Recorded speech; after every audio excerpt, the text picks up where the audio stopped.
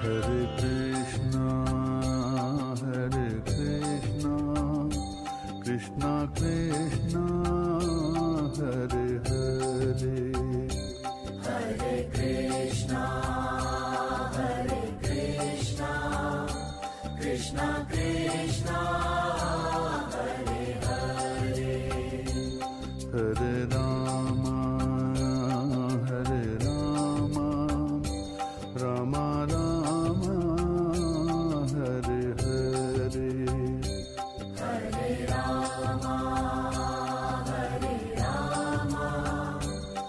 Rama Rama, Hare Hare. Welcome, Maharaj. We are profoundly fortunate to host you here in Melbourne, even if only for a few hours before your journey continues. Thank you for granting the Path of Bliss channel of your valuable time.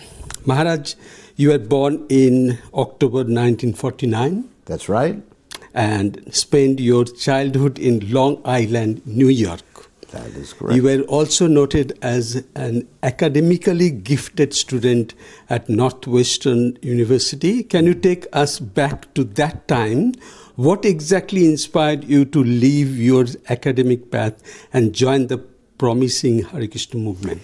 All right. So I started studying technology, especially physics, engineering, electrical engineering at Northwestern University. But the whole reason for my embarking on that course of studying was that I wanted to find out what life was all about, what the absolute truth is all about, what happens at the time of death. And I thought, especially physics and mathematics could explain the answers to those questions.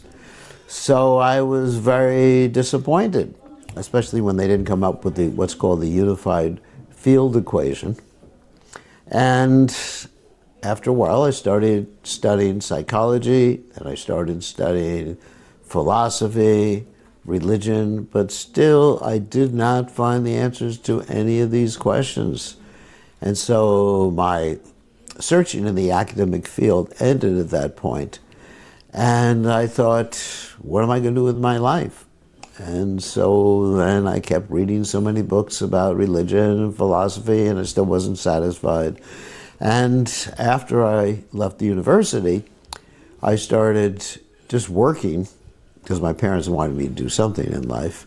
I started working as a taxi driver, and at that particular time, taxi drivers were quite educated. A lot of them had PhDs or master's degrees, because in America, people were rejecting the then modern society and looking for the truth. And so we would have philosophical discussions with the taxi cab drivers about the absolute truth. And one particular juncture, a taxi cab driver gave me Prabhupada's book, the Krishna book. And after reading Prabhupada's Krishna book, especially reading about Krishna stealing butter and feeding it to the monkeys, I became very attracted. And also at the same time, I had heard Prabhupada chanting on the radio, and I kept playing that. I recorded it, of course. I kept playing that chanting over and over and over again, and I became attracted to Krishna consciousness. And I visited a temple, didn't have such a great experience because the devotees preached very heavily to me, telling me all the hair had to go, and I had long hair, long beard. I looked like Satya Sai Baba before I joined, young Satya Sai Baba, before I joined the Krishna consciousness movement.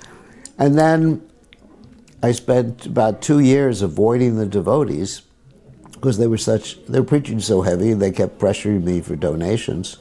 And so then I heard Prabhupada was coming to the temple, which was in the village where I was staying. It was in Florida, Gainesville, Florida.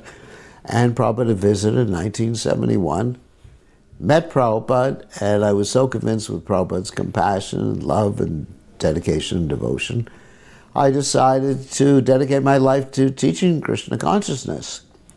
Of course, I was already practicing Krishna consciousness on my own, already been a vegetarian for like 5 to 8 years before, whatever. And this was the final, let's say, I don't want to say nail in the coffin, but final straw that brought me to Krishna consciousness, and I became a full-time devotee, endured all the austerities, and served Prabhupada, and have been completely dedicated to Prabhupada since then. Hare Krishna. After your initiation in the early 1970s, or as you said, 1971, 71 I joined. I got initiated in January 72. January 72. The movement was spreading rapidly that time. Very, very, very high pressure, power of the Prabhupada's very preaching. rapidly. What were some of your main activities and perhaps the significant challenges you experienced in those initial years of dedicated service? Well, the first services I did for Prabhupada had to do around book distribution. So we would travel and distribute Srila Prabhupada's books. And after a few years or months at that, then I traveled with a sannyasi. I was a brahmachari at that time. So I traveled with a sannyasi, Nanda Maharaj, around North America. Eventually ended up assisting him in South America, where I spent a few years, especially in Venezuela. Learned how to speak Spanish too. And so as far as the challenges were concerned, I don't remember any challenges. Everything was a lot of fun. Everything was easy in Krishna consciousness. Plenty of prasadam, nice devotees, Prabhupada, hearing about Prabhupada, visiting Prabhupada, going to India. I mean, I don't remember anything that was really challenging. It was just fun, spreading Krishna consciousness. And of course, austerities, but the austerities were pleasant because they were done out of love for Prabhupada. Correct. You were fortunate to receive initiation directly from founder Acharya of His Divine Grace, A.C. Bhaktivedanta Swami Prabhupada. What insight can you share about Srila Prabhupada's personality or any experience that profoundly shaped your understanding of bhakti? My experience with Prabhupada was like unlimited compassion, unlimited love, unlimited devotion, as I mentioned before. And I was basically in love with Prabhupada. I hate to say that. I mean, I would sometimes sit behind Prabhupada, or stand behind Prabhupada when he was giving class, and just watch him play the cartels, and I was just overwhelmed with devotion, just seeing Prabhupada's hands and the fingers going out each time he clanged the cartels together, and just the atmosphere around Prabhupada was just amazing. And so, of course, I did experience, let's say, many interactions with Prabhupada, and how Prabhupada was very humorous. And there's many stories about that you'll hear from Hari Shori and other devotees, how Prabhupada was very humorous. And Prabhupada really liked sweets. One time I was with Prabhupada, and we forgot to give the sweets out during the preaching program. And Prabhupada asked for them, and he basically ate half the plate of sweets himself. So Prabhupada liked sweets. He was jolly, very serious, and he was a real person. Correct. Maharaj, one simple question is in between, as we studying the scriptures, Sambandha, Avidya and Prayojana. Can you give us some little bit of connection between Sambandha, Avidya and Prayojana? Well, of course, you know what Sambandha, Avidya and Prayojana mean. Sambandha is basically understanding the different tattvas, the siddhantas, and rasa, theoretically, and the relationship with each other. And Abhideya means, what do you do about that? How do you practice what you've just learned? And Prayojana means going back to home, back to Godhead. So it's all progressive path. First of all, you have to know the siddhanta to be able to practice properly. And if you practice properly, then you go back to Godhead. I mean, that's, as far as I know, that's the connection. But the whole time, you have to be conscious of the goal of Krishna consciousness. Exactly. The goal of Krishna consciousness is to love Krishna and to serve him and do what he wants and to be surrendered, sharanagati. Accept everything favorable for serving Krishna, reject everything unfavorable, to understand that Krishna is always protecting one, Krishna is always maintaining one, to be meek and humble and have no separate interests other than the interests of the Lord. Excellent. Comparing the time when you joined 1970s with the environment of 2025, can you share what you see as the major pros and cons of practicing and spreading Krishna consciousness today? Okay, major con, let's start off with that, is that there is a lot of barriers to taking on more responsibility for new people in the Krishna consciousness movement. You know, I was opening a new center when I was in the movement 6 months. I was giving Bhagavatam class in the temple. I was giving Sunday feast lecture in the temple at 6 months. And nowadays, as you know, even to get initiated, it may take, because we're in Melbourne right now, so I don't want to say that. So it may take years. Yeah. But I was initiated at 6 months, giving Bhagavatam class, giving the Sunday feast lecture at 6 months. So there's a lot of opportunity, dynamic, Correct. opening up new centers. Yes. I mean, it was really an exciting time. Everyone was challenged, and many of us rose to the challenge, and that helped us develop our devotion and preaching expertise in Krishna consciousness. Now, that was the old days. Nowadays, you got that barrier. But there are certain positive aspects of today's society. One is the society is probably better managed than it was before. I mean, we have more protection for the children. We have structures in place to prevent financial mismanagement. And wherever you go in the world, there's a temple you can visit. There's plenty of resources. There's major festivals, like in Mayapur, major programs. When I went to Mayapur first time, there was hardly anything there. Yeah. And one time I was in Mayapur and we got attacked by the villagers. Oh my God. And we had to take shelter in one of the buildings. And anyway, it was quite nerve-wracking at that particular juncture. God. But, you know, there's a lot of positive things going on. The movement's expanding. So many new temples in India. Yeah. Temples, preaching centers everywhere in every major city in India. So it's a very exciting time, too. But on an individual basis, it may be more challenging for people to rise through the hierarchy. You know, I got in early, and I'm sort of, as they say, grandfathered in the Krishna consciousness, which is good.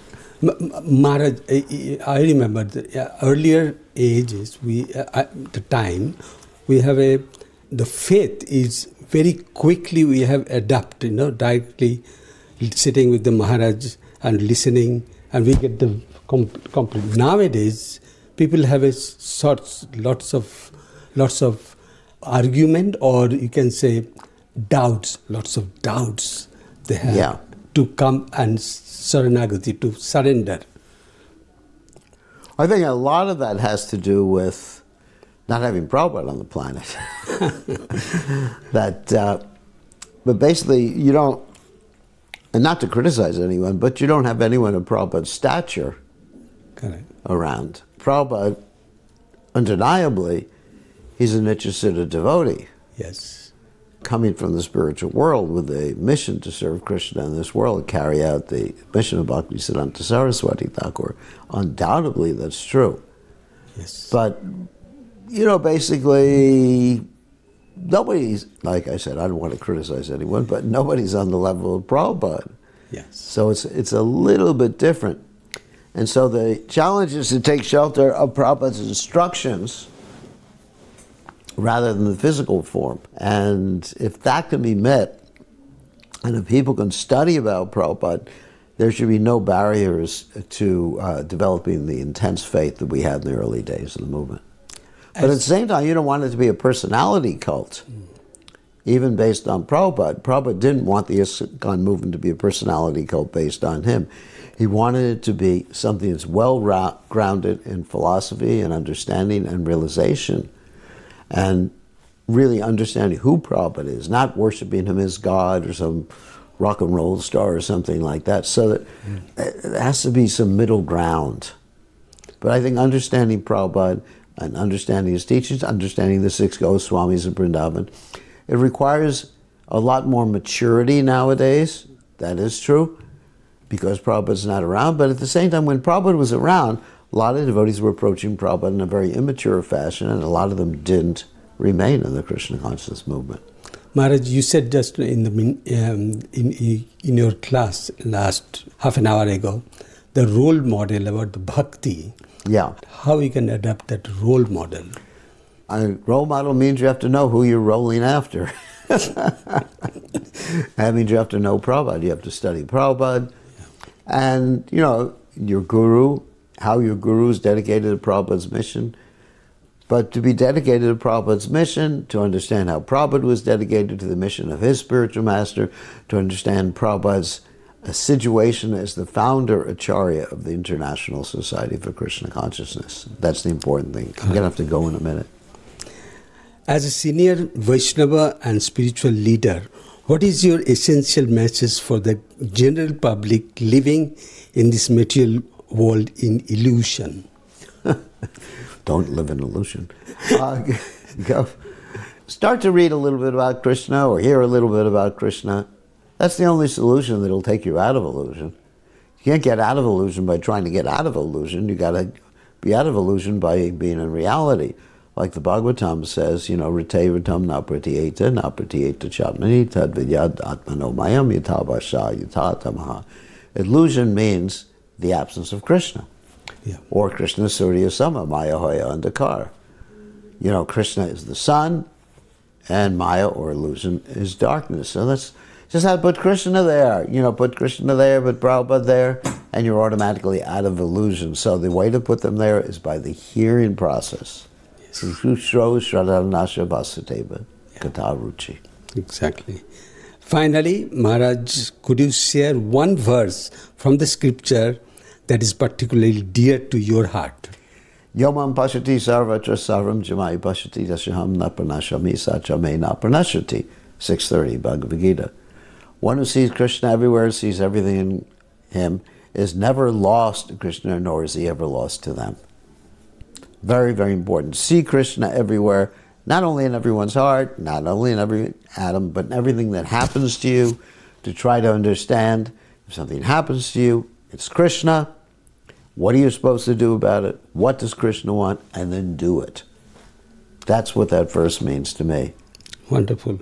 With your permission, may I allow to use your previous lectures and conversation in the Path of Bliss channel? Yes, you have my permission. Anything that's out there, you Hare can Krishna. use. Thank you so much, Maharaj, for this enlightening interview.